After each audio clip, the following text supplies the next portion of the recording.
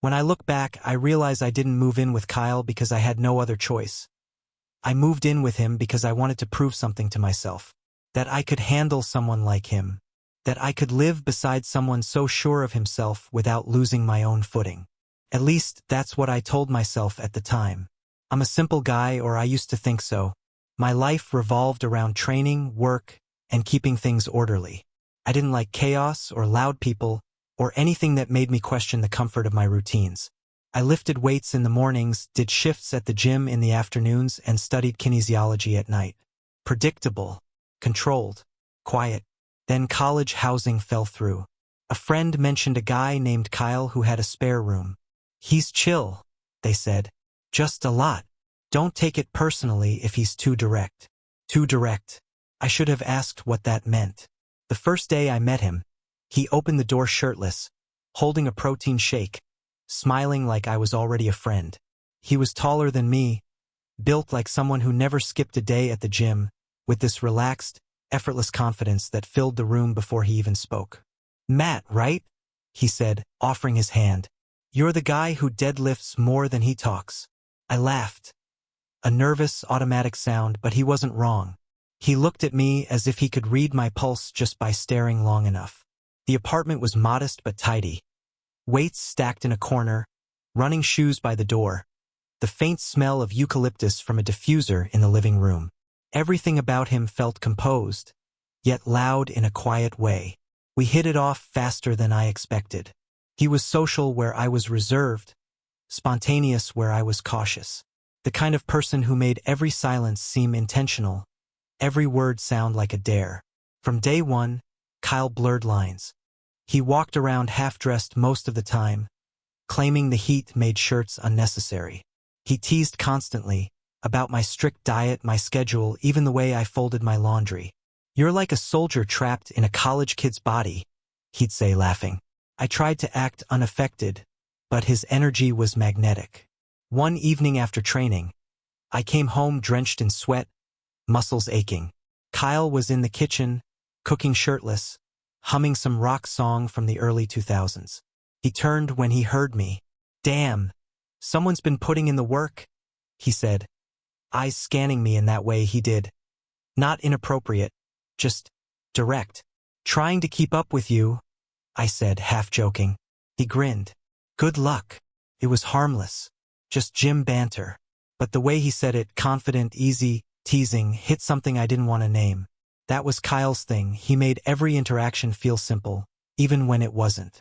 Once, I caught him stretching on the living room floor, sweat glistening on his shoulders. "Can you give me a hand?"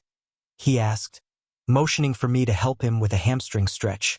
It was supposed to be nothing, but when my hands pressed against the back of his thigh, I felt the heat of his skin, the strength, the pulse beneath it.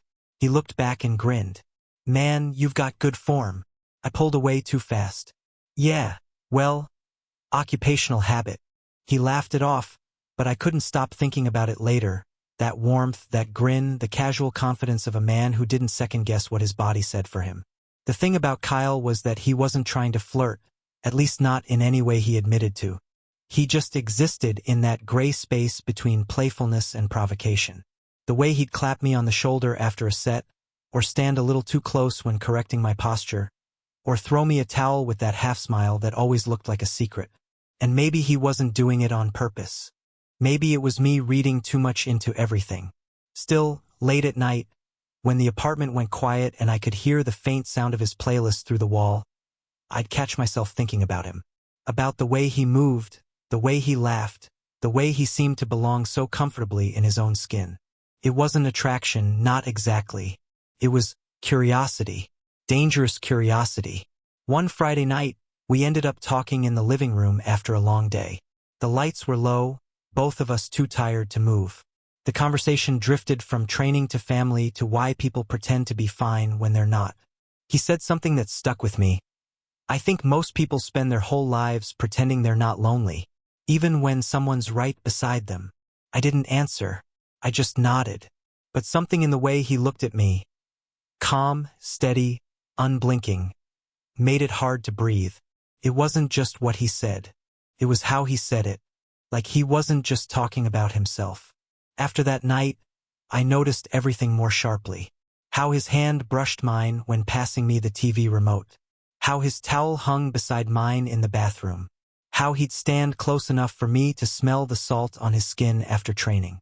I kept telling myself it was just friendship, that he was naturally physical, naturally teasing, that I was reading too much into it. But my thoughts told another story. Because sometimes when he'd joke about me being uptight or too serious, his gaze would linger, half amusement, half something else. Something that felt heavier, quieter. And sometimes when I'd wake up early and walk past his room, the door would be half open. I'd see him asleep, bare chest rising and falling, one arm slung over his head, mouth parted slightly. The morning light would fall across his skin like a painter's brushstroke, and I'd catch myself staring longer than I should. That's when I started realizing the truth. Kyle wasn't just getting under my skin. He was making me question parts of myself I'd neatly locked away. It wasn't about him being attractive, it was about the way he saw me. Unfiltered, without judgment, like he knew I was holding something back and was patient enough to wait. There was a night, nothing special, just the two of us sitting on the couch after dinner. When he leaned back, resting his head on the cushion, eyes closed, smiling faintly at something on TV. The soft lamplight caught the line of his jaw, the slope of his neck. For a moment I wondered what it would feel like if he ever looked at me that way, the way I was looking at him. The thought came and went like a spark. Too quick to stop, too sharp to forget. I blinked, forced myself to laugh at whatever was on screen, and told myself it didn't mean anything. But it did. Because once you start wondering about something like that, there's no going back. And deep down, I think Kyle knew it too. Days turned into weeks, and life with Kyle settled into a rhythm I didn't expect. Morning runs, afternoon workouts, shared dinners, the occasional movie night that stretched past midnight. At first, it was easy to keep things in neat boxes: roommate, gym buddy, friend. But soon those boxes began to overlap, and the lines between them grew faint, like pencil marks smudged by too many touches. Kyle's energy filled the apartment. When he was home, the place buzzed. Music from his speaker, laughter echoing from the kitchen. The smell of coffee he made too strong but swore was perfect fuel. When he was gone, the silence felt heavier, like the walls were waiting for him to come back. I both craved and avoided that energy. If I spent too much time around him, my thoughts got messy. If I avoided him, I'd catch myself missing the noise. It became a cycle, one I didn't understand but couldn't break. We trained together most evenings. He pushed me harder than anyone else ever had, teasing me mid-set just to make me break focus. "Come on, soldier," he'd say with that grin. "Don't make me show you how it's done."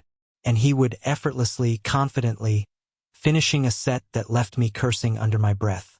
He'd laugh and slap my shoulder, that familiar contact that burned just a little too long.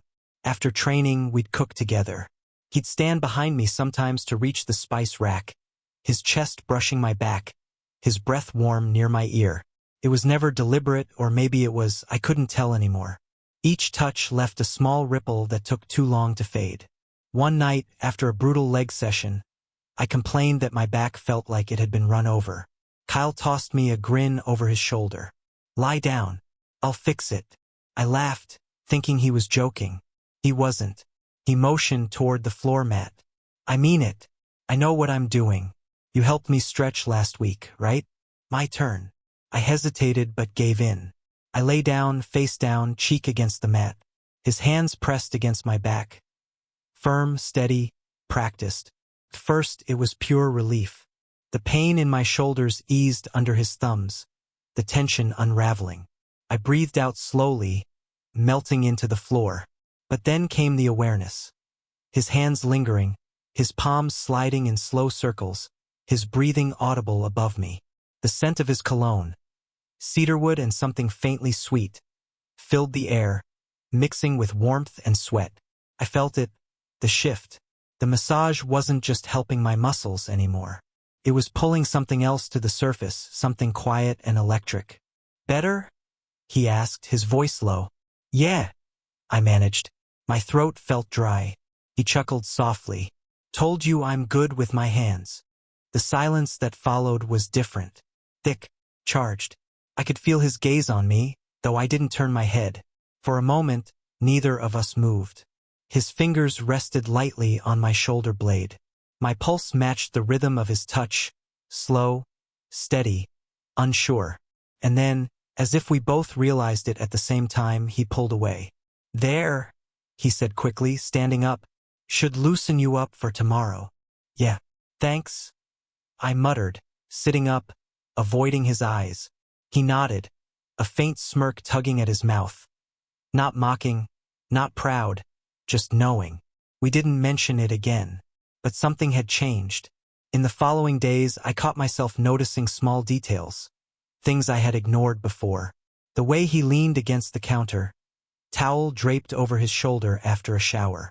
The curve of his smile when he found something genuinely funny. The sound of his laugh through the wall late at night when he watched something stupid online. It wasn't about looks, not entirely. It was the ease he carried. The way he seemed to take up space without ever asking for it. I'd always been drawn to discipline, to structure, to people who planned every step. But Kyle lived by instinct. He was what I wasn't, and that fascinated me. At the gym, my friends started to notice. Man, you're spending a lot of time with that guy, one of them said, grinning. Careful or you'll start dressing like him. Or worse, another chimed in. Start flirting back. They laughed, expecting me to join in. I did, because that's what you do. I laughed louder than I should have, pretending it was all just banter. But on the drive home, the joke stuck in my head like a splinter. Flirting back. Was that what I'd been doing? Was that what this was? I tried to rationalize it. Tell myself it was just friendly teasing, just tension from living in close quarters. But deep down, I knew better. I'd crossed some invisible line between denial and awareness. One evening, I found him sprawled on the couch watching TV, half asleep, a blanket tossed over his lap. He looked peaceful, like the world outside didn't exist. Hey, I said quietly. He opened one eye, smiled lazily. You just get in? Yeah. Long day. Sit, he said, patting the couch beside him. It's movie night. I'm too tired to argue about what we're watching. So I did. For the first few minutes, we just sat there. Not talking, not moving, just existing in the same quiet space. The room was dim, the flicker of the screen painting light across his face. At some point, our arms brushed. Neither of us pulled away. I told myself it didn't mean anything, but it did. Every silence between us seemed to hold something unsaid. Something fragile that neither of us wanted to break. I didn't know what to call it. Friendship? Tension? Attraction? Maybe all of it. Maybe none. Later that night, lying in bed, I tried to replay it all logically. The stretch, the jokes, the way he smiled when I caught his eye. I kept searching for a clear answer. Something that would let me put it all back into a safe box.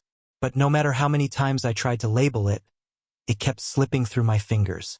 I wasn't sure anymore where friendship ended and curiosity began. And worse, I wasn't sure I wanted to know. By the time I got home that night, every part of my body ached.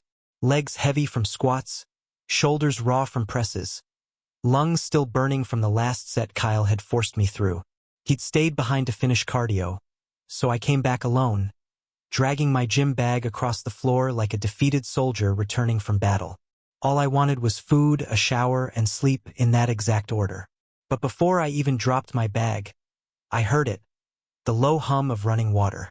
Steam curled from beneath the bathroom door, drifting like smoke into the hallway. The air was thick and warm, carrying that sharp scent of eucalyptus soap he always used. For a second, I stood there, frozen in the doorway, trying to decide if I should just wait him out.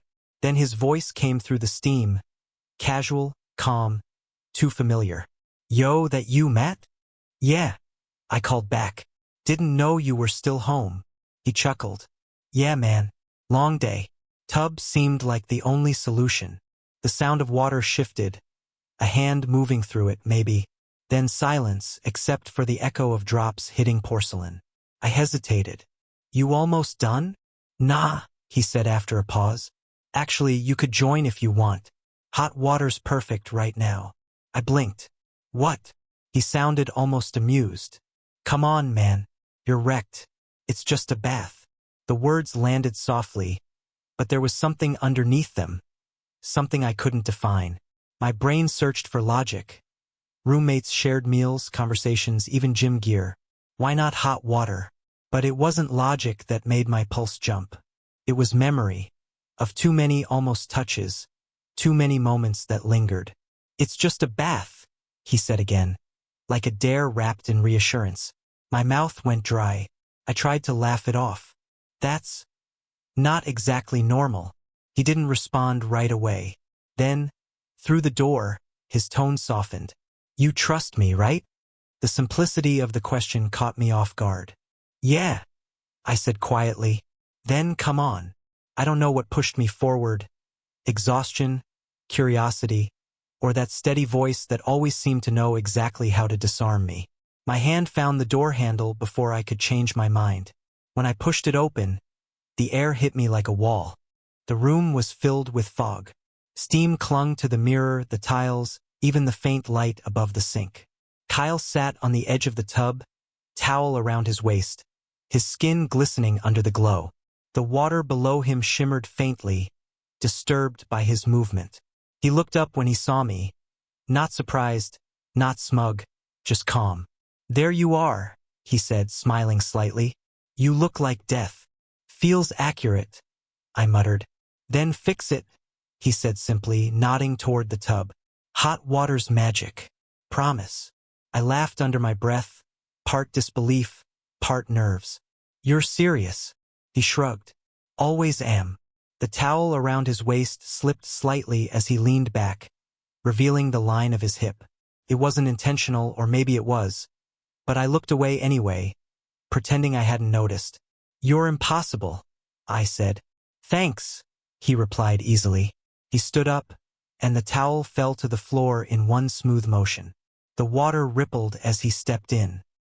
His back muscles tensed as he sank down, sighing as the heat met his skin. The steam thickened, curling around him like smoke around a flame. For a moment I just stood there. My thoughts raced. Don't make it weird. He's your roommate. He's your friend. But something about the scene, the calm, the heat, the way he looked completely at peace, pulled me in. Last chance, he said, eyes half closed. You'll regret missing this. His tone was playful, but the air felt heavy with something else. Something quiet and daring. I didn't answer. I just started untying my shoes. He didn't watch, at least not openly, but I could feel his attention. Not as pressure, but as presence. By the time I stepped into the tub, my mind was a storm. The water was hot enough to sting, but the ache in my body melted almost instantly. I sat opposite him, the distance small but significant. For a while we said nothing. The only sounds were water lapping against porcelain and the faint hiss of steam. The air was so thick it felt alive. He leaned his head back, eyes closed, arms stretched along the sides of the tub. See? Told you. Heaven. I nodded, though words didn't come. The warmth crept through my muscles, through my chest, into the space between us.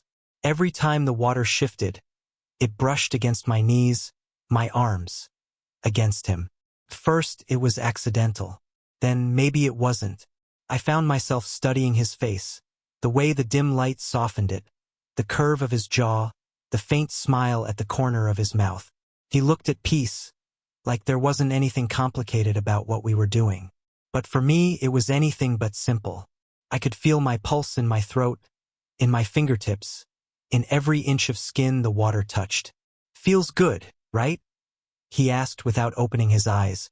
Yeah, I said quietly. It does. He smiled, still relaxed. Told you so. The way he said it, casual, certain, made something inside me twist. It wasn't the words. It was the ease with which he said them, like he'd known I'd come in all along. I wanted to look away, but I couldn't. The steam blurred everything but him. His shoulders rising above the water, his chest glistening, his breathing slow. A drop of water slid down his neck, tracing a line I shouldn't have been watching. I caught myself staring and quickly turned my gaze to the wall. But he must have felt it, The attention, the silence, the weight of the moment. "You're quiet," he said softly. "Just tired." I lied. He opened one eye. "You're thinking too much again." That made me laugh, nervous. "Light, you always say that." "Because it's true." He sat up slightly, water rippling between us. "You've got to learn to just exist, man. Stop trying to name everything." I didn't answer. My throat felt too tight. Because he was right, I was trying to name it. This moment, this tension, this thing that existed in the air between us like a live wire. Minutes passed, maybe longer. Every word, every glance felt like a step closer to something I didn't understand. When our knees brushed, neither of us moved. The water shifted again, carrying warmth from him to me, back and forth, like a pulse shared between two bodies. I wanted to say something, a joke, a deflection, anything, but the silence said more than words ever could. He looked at me then, fully. No smile, no tease, just steady eyes that saw too much. And for the first time, I didn't look away.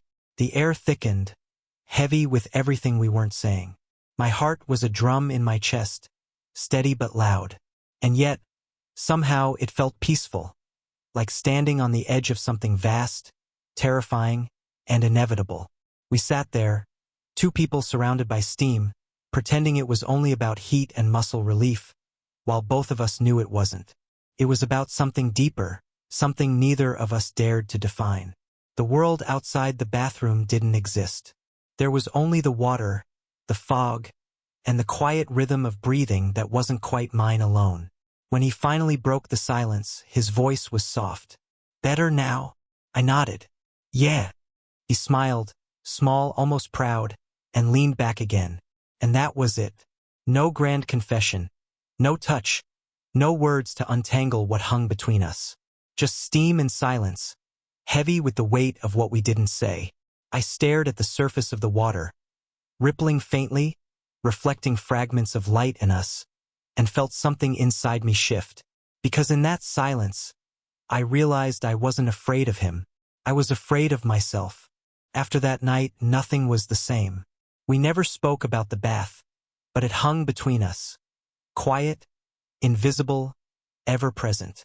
It turned ordinary moments into something charged, like static that waited for the right touch to spark. Our conversations grew shorter, not because we were avoiding each other, but because words suddenly felt too dangerous. Every silence between us felt like it was saying something we weren't brave enough to hear aloud. But our glances, those lasted longer. When I'd pass him the salt during dinner, our fingers brushed and stayed there a beat too long. When we crossed paths in the hallway, neither of us moved aside right away. When he laughed at one of my dry jokes, his eyes lingered, softer than before, almost tender. It wasn't tension anymore. It was awareness. The air in the apartment hummed with unsaid things, like a song half remembered but never forgotten. One morning, I found him sitting at the kitchen counter, shirtless as usual, scrolling through his phone. Sunlight spilled through the window, laying golden lines across his shoulders and back. "Morning," I said, trying to sound normal. He looked up, smiling. "You survived leg day?" "Barely." He grinned. "You'll live." He said it casually, but there was something softer in the way he looked at me, the kind of look that made the world shrink to a single heartbeat. I poured myself coffee and sat across from him. For a few moments, neither of us spoke. Just the clink of mugs and the hum of the refrigerator filled the room. Then I caught him looking at me again, really looking. Not teasing, not playful, just quiet, focused, almost vulnerable. "What?" I asked, trying to sound amused. He smirked, shaking his head. "Nothing. You're just different lately." "Different how?" "I don't know." His gaze drifted to the coffee mug in his hands. "You don't hide behind sarcasm as much." I raised an eyebrow. "Did I ever?" "Always," he said, smiling. "It's your shield. Same as me with jokes." I laughed quietly, but inside, something stung. He'd always seen through people. I just never expected him to see through me too. That day passed like any other, but everything felt heightened, sharper. The air between us seemed thinner, like we were both waiting for something we couldn't name. In the gym, he spotted me during bench presses, his hands close enough to touch but never quite doing so. Each time I lifted, I could feel the warmth of him hovering there. A wordless reminder of the line neither of us dared to cross. That night, after dinner, we ended up on the couch again, our usual post-training ritual. He sat close, legs stretched out, head tilted back. A movie played in the background, but neither of us was really watching. After a long silence, he said, almost absent-mindedly, "You ever notice how quiet it gets when people are pretending they're fine?" I turned to him. "You mean us?" He smiled faintly. "Maybe." I looked at him, really looked, and realized how much of himself he kept hidden behind easy confidence. He was always the loudest in a room, the one who made others laugh, the one who brushed off anything serious. But beneath all that, I could sense something else. Loneliness. The kind that doesn't come from being alone, but from never being fully understood. I wanted to say something, that I saw him, that I understood more than he thought. But words caught in my throat. Instead, I said quietly, "People misunderstand closeness a lot." He glanced at me, curiosity flickering in his eyes. "How do you mean?" "They think it has to be labeled, defined. But sometimes it's just connection. Simple. Real." He nodded slowly, as if the thought settled somewhere deep. "Yeah, people get scared of it." I met his gaze. "You?" He smiled without humor. "Me most of all." The movie kept playing, flickering light across the walls. But in that moment, everything else faded. The room, the sound, even the distance between us. It felt like standing on a bridge between two worlds, one we knew, and one we didn't dare name. The bath incident remained unspoken, yet it shaped everything. It became the quiet center of gravity around which our days revolved. Sometimes, when I passed by the bathroom, I'd glance at the door and remember the heat, the steam, the silence that said too much. I knew he remembered too. I could tell by the way his eyes softened whenever I looked at him for too long. But we never mentioned it. Maybe because naming it would make it real. Maybe because we weren't ready to know what it meant. It was late one night.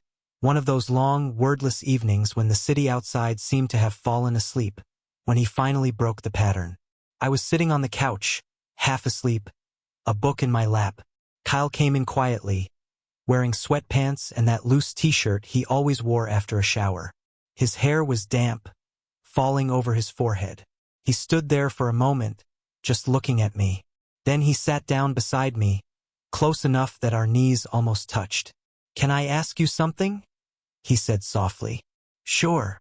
He hesitated, eyes on the floor. "Do you ever feel like you're pretending all the time?" I frowned. "Pretending?" He nodded. "Like you wake up, you play your part, you say the right things. But deep down, you're just waiting for someone to notice you're not okay."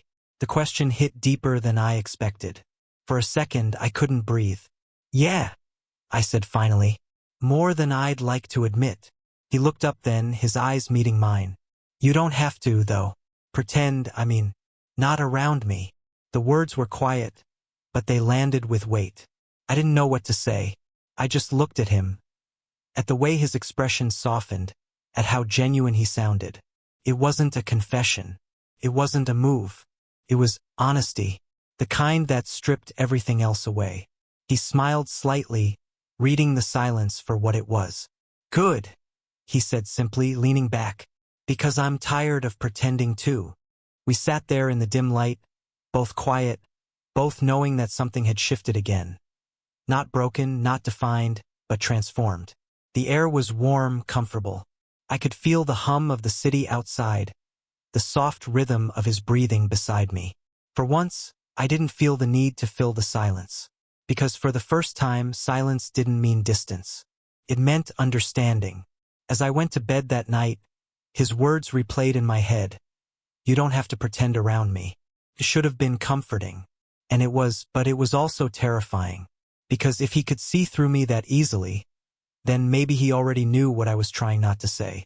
Maybe he'd always known that I hadn't moved in by accident. I stayed because of him. Time has a strange way of softening edges.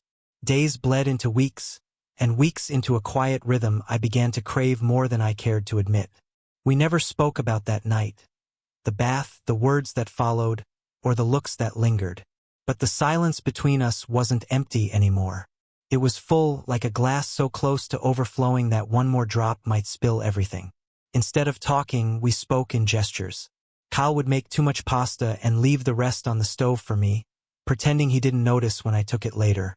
I'd fold his laundry when he forgot it in the dryer, pretending I was already in the room. He'd leave the hallway light on when he came home late, a small glow to guide me when I woke in the dark. We brushed shoulders when passing, shared earbuds during workouts, laughed over small things that didn't matter but felt like they did. Every glance lasted a second too long. Every silence held the ghost of words we were both afraid to say. One evening, rain started falling, the kind that doesn't whisper but roars. It beat against the windows, filling the apartment with its steady rhythm. I'd always loved the rain, but that night it felt different, heavier, closer. Kyle was at the table working on something. I was on the couch, half reading, half listening to the storm. Then the lights flickered once, twice, and went out. The apartment fell into darkness, except for the faint glow of streetlights bleeding through the blinds. "Well," Kyle said, somewhere in the dark, "guess that's one way to force a break." I heard him rummage in a drawer. A moment later, the warm flicker of a candle lit up his face. Soft, golden, intimate. "Romantic, huh?" he joked. I smiled in the dim light. "You wish." He laughed, setting another candle on the table. "You're just mad I make the blackout look good."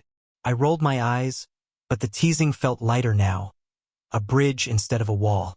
He sat across from me, elbows on the table, watching the candle flame sway. For a while, neither of us spoke. The sound of rain filled the silence, steady and relentless. Then, without looking up, he said quietly, "You ever wonder if people only see what they want to see?" I looked at him, caught off guard by the change in tone. "What do you mean?" He leaned back, exhaling slowly. "People think I've got everything figured out, that I'm confident, easygoing, maybe a little cocky. But they don't see how much of it's just noise, a way to keep people from getting too close." His voice was softer than I'd ever heard it, almost fragile. "They think I'm fearless," he continued. "But the truth is, I just learned how to hide it better. The doubt, the quiet stuff." I didn't say anything right away. The candlelight flickered between us, turning his face into shifting shapes. Confident one moment, vulnerable the next. Finally, I said, "You hide behind jokes." He smiled faintly. "Yeah. And you hide behind silence." It wasn't an accusation. It was the truth. I looked down at my hands. "Guess we make a good pair." "Guess we do." The storm outside grew louder, thunder rolling like a heartbeat. I took a slow breath. "You know, I've spent months pretending not to feel something I can't even name." His eyes lifted to mine. The candlelight caught the edge of a smile. Not mocking, not teasing, just kind. "What do you mean?" he asked quietly. "I mean—" I hesitated, the words trembling on my tongue. "You get under my skin. Not in a bad way. Just you're there. In every thought, every silence. It's like you've been rewiring me from the inside out, and I can't tell if it's good or terrifying." He said nothing for a long moment, just watched me, the kind of gaze that feels like touch. Then he leaned forward, resting his forearms on the table. "You don't have to be scared of it," he said simply. "Whatever it is." "I don't even know what it is," I whispered. "Yeah, you do." The rain softened, the thunder fading into the distance. He reached across the table, slow, careful, and his fingers brushed mine. It wasn't much, just contact, but it felt like the air itself shifted. His thumb traced a slow circle over my knuckles, small and grounding. I didn't pull away. For a second, neither of us breathed.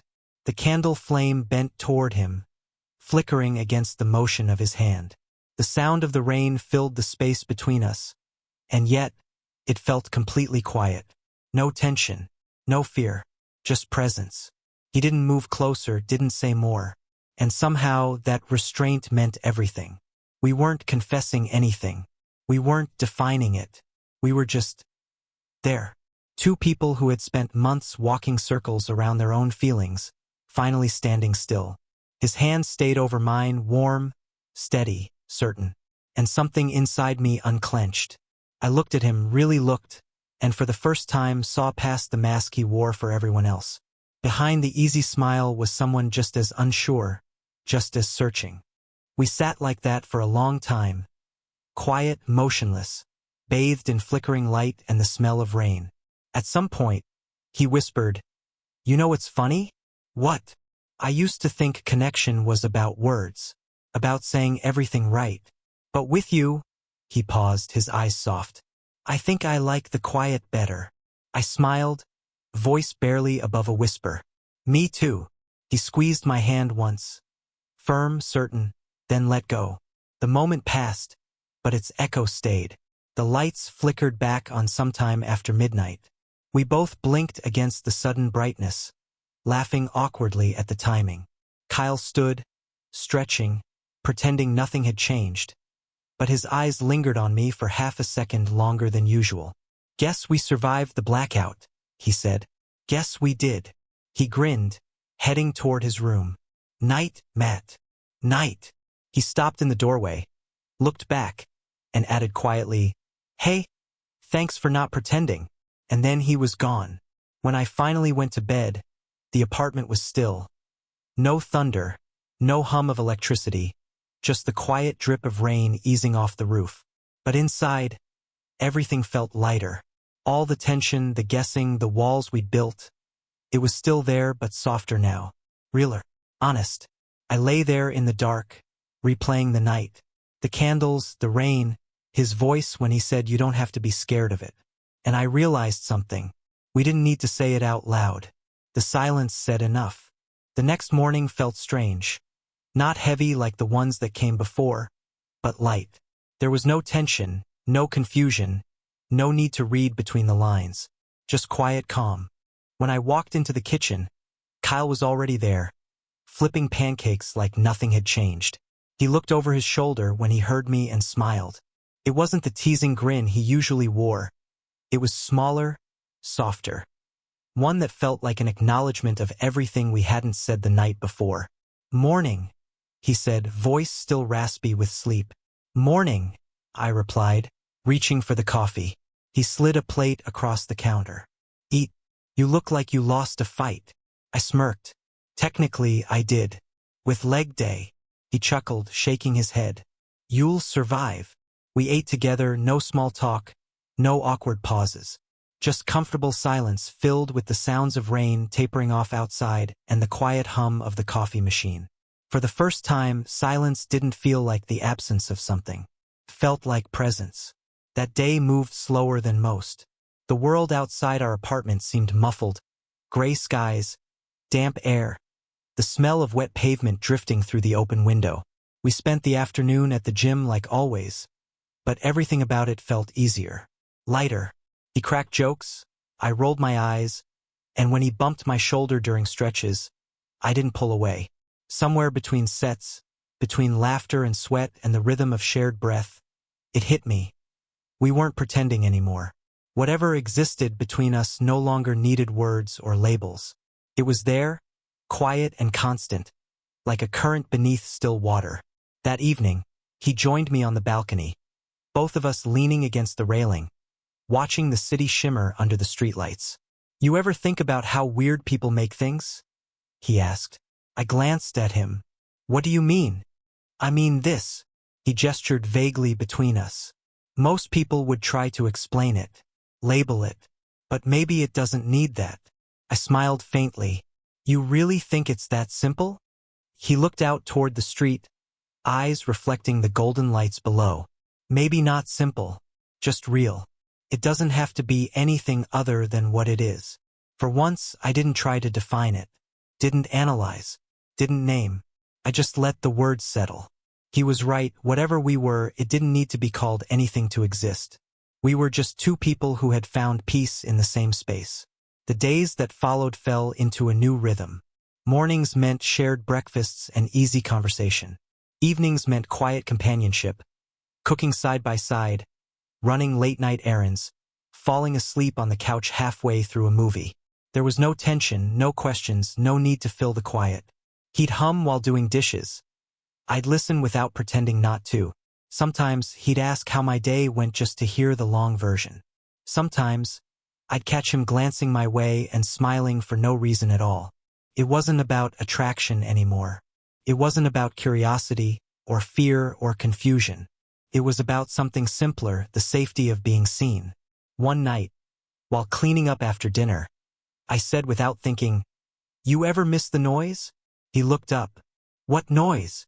"The kind that comes from trying too hard, to impress, to hide, to pretend everything's fine."